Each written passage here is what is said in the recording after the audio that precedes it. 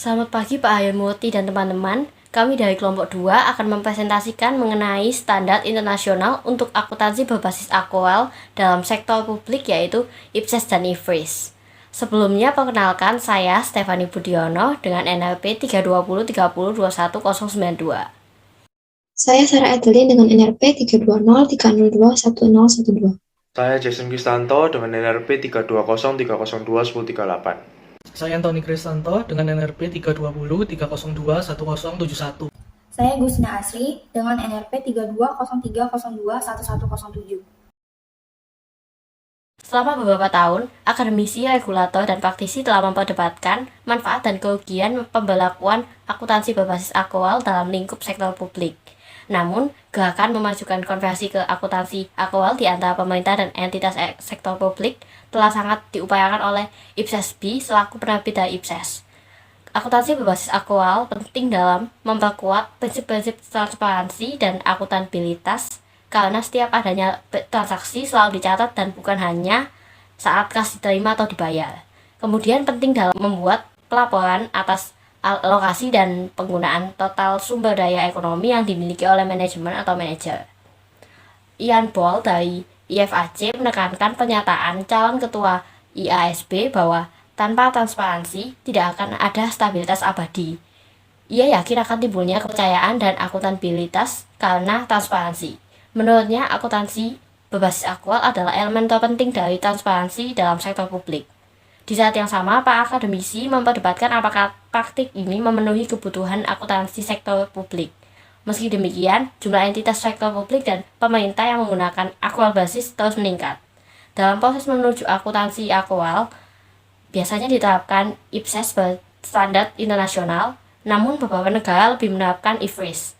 Selanjutnya akan dijelaskan pengenalan menyeluruh untuk definisi perusahaan bisnis pemerintah atau Government Business Enterprise yang menjadi penentu penerapan IPSAS dan IFRS untuk sektor publik.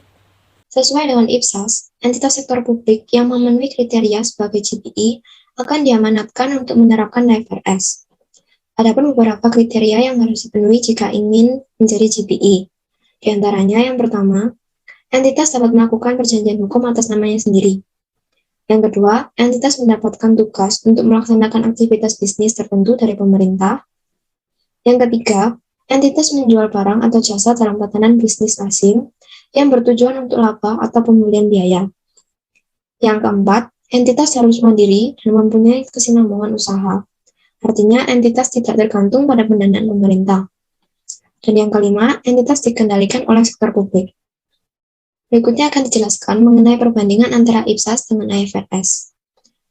Pekerjaan IPSASB yang berorientasi pada kebutuhan akuntansi dan pelaporan keuangan pemerintah melakukan pekerjaannya dengan mengeluarkan dan mempromosikan pedoman benchmark dan memfasilitasi pertukaran informasi antara akuntan dengan para pekerja sektor publik.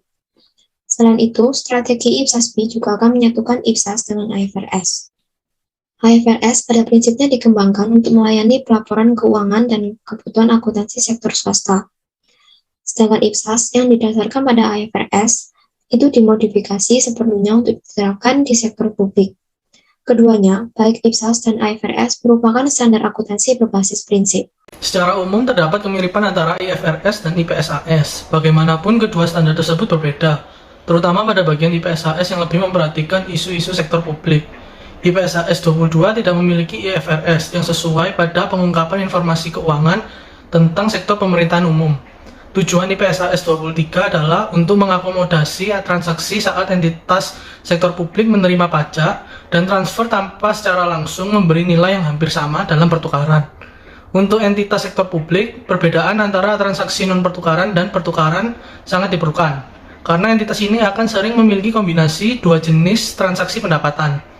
Kriteria pengakuan untuk transaksi pendapatan non-pertukaran versus pertukaran di IPSAS ditetapkan berbeda. IPSAS 23 meminta entitas sektor publik untuk menganalisis aliran masuk sumber daya dan entitas dapat mengakui aset yang timbul dari transaksi non-pertukaran. Ketika entitas memperoleh kendali atas sumber daya yang memenuhi kriteria pengakuan. Pada IPSAS 24, membutuhkan perbandingan jumlah anggaran dan jumlah realisasi untuk dimasukkan dalam laporan keuangan. Selain itu, IPSAS 24 mengharuskan entitas melaporkan perbedaan antara jumlah anggaran dan jumlah realisasi. Penerapan IPSAS 24 akan memperkuat perbandingan antara jumlah anggaran dan jumlah aktual seperti yang dilaporkan dalam laporan keuangan. IPSAS 22 menetapkan persyaratan untuk mempersiapkan dan menyajikan informasi tentang pemerintahan sektor umum atau General Government Sector. Standar ini adalah hal yang opsional dan diterapkan hanya pada laporan keuangan konsolidasi pemerintah. Standar ini juga tidak mengizinkan entitas untuk mengonsolidasikan informasi tentang entitas yang tidak tunduk pada pengendalian bersama. Pengambilan keputusan.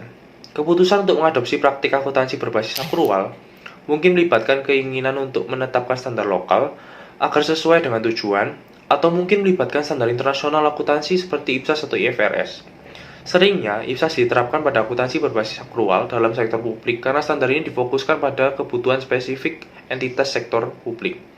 Alasan utama yang mendasari gerakan menuju ke akuntansi berbasis akrual dalam sektor publik paling sering dikaitkan dengan pencarian penilaian yang lebih baik dari keputusan alokasi sumber daya yang dibuat oleh pemerintah dan entitas publik lainnya, sehingga transparansi dan akuntabilitas meningkat. Seperti ilustrasi dalam artikel, setiap entitas sektor publik dengan basis akrual di bawah IPSAS perlu menilai dirinya terhadap definisi GBE. Jika entitas tersebut memenuhi kriteria sebagai GBE, maka IPSAS mengarahkannya untuk menerapkan IFRS. Negara-negara yang memilih menerapkan IFRS jelas memiliki keinginan khusus untuk memastikan akuntansi sektor publiknya sebanding dengan sektor swasta. IFRS dalam sektor swasta sering dikaitkan dengan manfaat seperti informasi keuangan yang lebih baik bagi para pemegang saham, regulator, pemangku kepentingan lainnya, peningkatan komparabilitas, serta peningkatan keamanan pencatatan dan penandaan cross-border. Namun, para peneliti mempertanyakan apakah manfaat tersebut dapat diinterpretasikan ke dalam sektor publik dan kesesuaian IFRS untuk entitas sektor publik.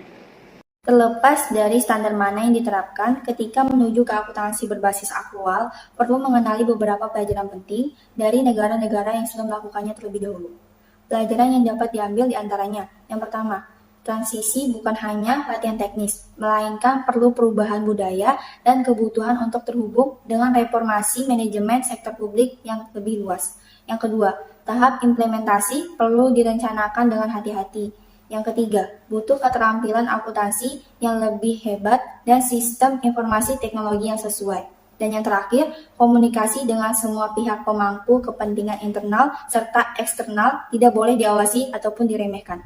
Kesimpulannya ialah penelitian dikhususkan untuk pertanyaan tentang manfaat dari akuntansi berbasis akrual bagi entitas publik dan pemangku kepentingannya. Entitas yang mengimplementasikan IPSAS atau IFRS dalam akuntansi berbasis akrual memiliki tujuan yang sama, yaitu penilaian yang lebih terinformasi dan keputusan alokasi sumber daya dan memperkuat transparansi serta pemerintah. Untuk lebih lanjut, penelitian perlu dijelaskan agar menciptakan pemahaman yang lebih lengkap dan lebih mendalam tentang keseluruhan tantangan dan biaya versus manfaat mengadopsi IPSAS atau IFRS di sektor publik. Sekian presentasi dari kelompok kami. Terima kasih.